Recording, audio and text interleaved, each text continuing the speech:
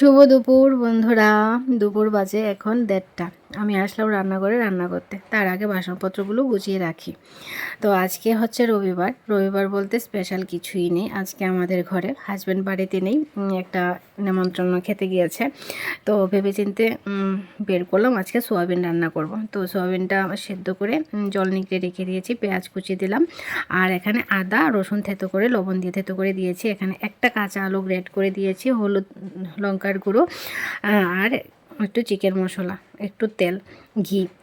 যেহেতু কাঁচা সোয়াবিন একটু গন্ধ লাগতে পারে, তাই একটু ঘি দিয়েছি কাঁচা গন্ধটা চলে যাওয়ার জন্য। কুকারে দিয়ে দিলাম, পরিমাণ মতো জল দিয়ে একটা সিটি দিয়ে নেব। এই রান্নাটা চট জলদি হয়ে যায়, খেতেও ভালো লাগে। তো সিটি দিতে দিতে আমি এদিকে একটা শশা কেটে নিলাম, ভাত খাবো। তো একটা সিটি দিয়ে নিল। এদিকে বাইরে বৃষ্টি হচ্ছে, কালো হয়ে একদম ঝড় নেমেছে। তো দেখো হয়ে গেছে মাখো মাখো। এখানে একটু কসুরি মেথি দিয়ে দিলাম, দারুণ সেন্ট বেড়েছে, গন্ধটা কালারটাও দারুণ এসেছে, একদম লোভনীয়। এটা রুটির সাথে পরোটার সাথে খেতে মানে দারুণ লাগবে। সাথে একটা ডিম অমলেট করে নিয়েছি, আর তোমরা চাইলে সোয়াবিনটার মধ্যে একটা ডিম ভেঙে দিতে পারো, আরও ভালো লাগবে। তো চলো খেয়ে নিই, পরে দেখা হচ্ছে।